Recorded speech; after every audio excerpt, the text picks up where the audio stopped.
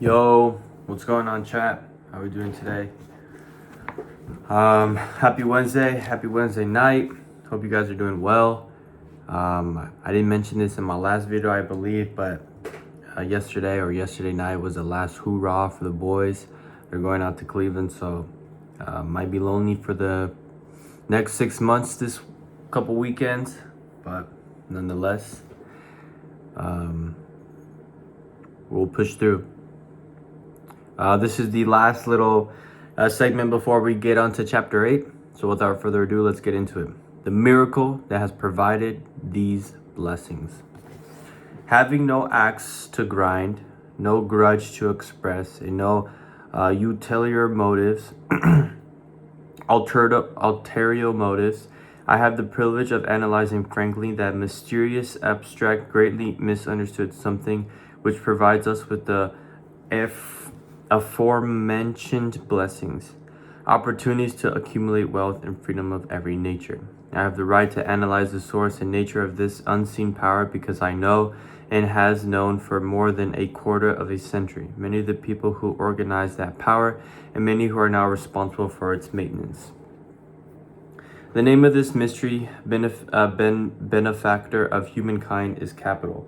Capital consists not of money alone, but more particularly of highly organized, intelligent groups of people who plan ways and means of using money efficiently for the good of the public and profitable for themselves. These groups consist of scientists, educators, chemists, inventors, business analysts, public relations experts, transportation experts, accountants, lawyers, doctors, and both men and women who have highly specialized knowledge in all fields of industry and business. They pioneer, experiment, and blaze trails and new fields of endeavor. They support colleges, hospitals, and schools, build good roads, publish newspapers, pay most of the costs of government, and take care of the indigenous detail essential to human progress. Stated briefly, the capitalists are the brains of civilization because they supply the entire fabric of which all education, enlightenment, and human progress consist. Money without brains is always dangerous. Properly used, it is the most important essential of civilization. A simple breakfast for a city family consisting of grapefruit juice, cereal, eggs, bread, and butter, and tea with sugar cannot be provided at a reasonable price if organized capital had not supplied the machinery, the ships, the railways, and the huge armies of trained people to operate them. Some slight idea of the importance of organized capital may be had by trying to imagine yourself burdened with the responsibility of collecting and delivering a simple breakfast to the above-mentioned city family without the aid of capital.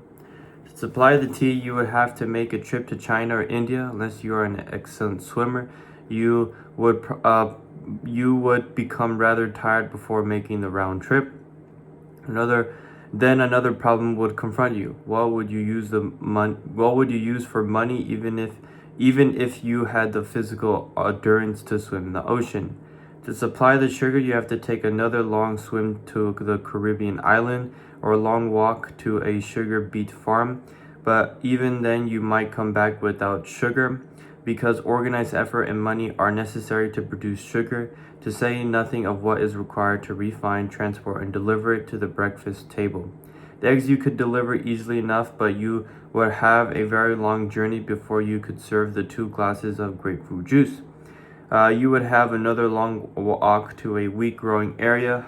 When you went after the 4 slices of wheat bread, the cereal would have to be omitted from the menu because it would not be available except through the labor of a trained organization of people and suitable machinery, all of which call for capital. While resting, you could take off for another little swim down to South America, where you would pick up a couple of bananas, and on your return you would take a short walk to the necessary dairy farm and pick up some butter and cream. Then your city family would be ready to sit down and enjoy breakfast. Seems absurd, doesn't it? Well, the procedure described would be the only possible way these simple items of food could be delivered to the heart of the city if we had no capitalistic system. The sum of money required for the building and maintenance of the railways and ships used in the delivery of that simple breakfast is so huge that it staggers one's imagination. It runs to hundreds of millions of dollars, not to mention the armies of trained employees required to man the ships and trains, but transportation is only a part of the requirements of modern civilization. Before there could be anything to haul, something must be grown from the ground or manufactured and prepared for a market. This calls for more millions of dollars for equipment, machinery, boxing, marketing, and for the wages of millions of men and women. Ships and railroads do not spring up from the earth and function automatically.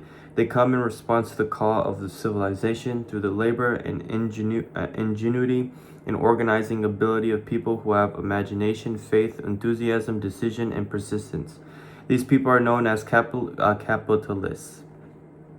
They are motivated by the desire to build, construct, achieve possible, useful service, earn profits, and accumulate riches. And because they provide service without which there would be no civilization, they put themselves in the way of great riches. Just to keep the record simple and understandable, I will add that these capitalists are the same people of whom most of us have heard soapbox orators speak. They are the same people to whom radicals, racketeers, dishonest politicians, and union leaders refer as the predatory interests. I am not attempting to present a brief for or against any group of people or any system of economics. I am not attempting to condemn collective bargaining when I refer to union leaders, nor do I aim to give a clean bill of health to all individuals known as capitalists.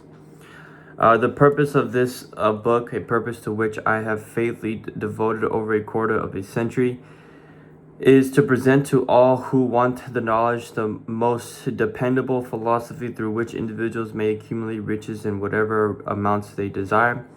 I have here analyzed the economic advantages of the capitalist system for the twofold purpose of showing: number one, that all who seek riches must recognize and adapt themselves to the system that controls all approaches to fortunes, large or small. And number two, that they must present the side of the picture opposite to that being shown by politicians and demagogues who refer to organized capital as if it were something poisonous. This is a capitalist society. It was developed through the use of capital, and we who claim the right to partake of the blessings of freedom and opportunity, we who seek to accumulate riches here, may as well know that neither riches nor opportunity would be available to us if organized capital had not provided these benefits. If you are one of those who believe that riches can be accumulated by the mere act of people who organize themselves into groups and demand more pay for less service, if you are one of those who demand government relief without early morning disturbance when the money is delivered to you, if you are one of those who believe in trading their votes to politicians in return for the passing of laws which permit the raiding of the public treasury, you may rest secretly on your belief with certain knowledge that no one will disturb you, because this is a free country where everyone may think as they please, where nearly everybody can live with but little effort, where many may live well without doing any work whatsoever. However, you should know the full truth concerning this freedom of which so many people boast and so few understand. As great as it is, as far as it reaches, as many privileges as it provides, it does not and cannot bring riches without effort. There is but one dependable method of accumulating and legally holding riches, and that is by providing useful service. No system has ever been created by which people can legally acquire riches through some mere force of numbers or without giving in return an equivalent value of one form or another. There is a principle known as the law of economics. This is more than a theory, it is a law no person can beat. Mark well the name of the principle and remember it, because it is far more powerful than all the politicians and political machines. It is above and beyond the control of all the labor unions. It can be swayed, influenced, or bribed by racketeers or self-appointed leaders in any calling. Moreover, it has an all-seeing eye and a perfect system of bookkeeping in which it keeps an accurate count of the transactions of every human being engaged in the business of trying to get without giving. Sooner or later, its auditors come around, look over the records of individuals, both great and small, and demand an accounting. Big business, capital predator, interest, or whatever name you choose to give the system which has given us freedom, represents a group of people who understand, respect, and adapt themselves to this powerful law of economics. Their financial continuation depends upon their respecting the law. Remember also that this is but the beginning of the available sources for the accumulation of wealth. Only a few of the luxuries and non-essentials have been mentioned, but remember that the business of producing, transporting, and marketing these few items of merchandise gives regular employment to many millions of men and women who receive for their services many millions of dollars monthly and spend it freely on both the luxuries and the necessities. Especially remember that behind all this exchange of merchandise and personal services may be found an abundance of opportunity to accumulate riches. Here our freedom comes to our aid. There is nothing to stop you or anyone from engaging in any position of the effort necessary to carry on these businesses. If one has a superior talent, training, or experience, one may accumulate riches in large accounts. Those not so fortunate may accumulate smaller amounts. Anyone may earn a living in return for a very nominal amount of labor. So, there you are. Opportunity has spread its wares before you. Step up to the front, select what you want, create your plan, put the plan into action, and follow through with persistence. Capitalist society will do the rest. You can depend upon this much. Capitalist society guarantees every person the opportunity to provide useful service and to collect riches in proportion to the value of the service. The system denies no one this right, but it does not and cannot promise something for nothing. The law of economics itself irrevocably controls the system that neither requires or tolerates for long getting without giving. The law of economics has passed by nature. There is no court to which violators of this law may appeal. The law hands out both penalties for its violation and appropriate rewards for its observance without interference or the possibility of interference by any human being. The law cannot be repealed. It is as fixed as the stars in the heavens and subject to and a part of the same system that controls the stars. May one refuse to adapt oneself to the law of economics? Certainly, there is a free society where all are born with equal rights, including the privilege of ignoring the law of economics. What happens then? Nothing happens until large numbers of people join forces for the avowed purpose of ignoring the law and taking what they want by force. Then comes the dictator with well-organized firing squads and machine guns. We have not yet reached that stage. We have learned all we want to know about how the system works. Perhaps we shall be fortunate enough to demand personal knowledge of so gruesome a reality.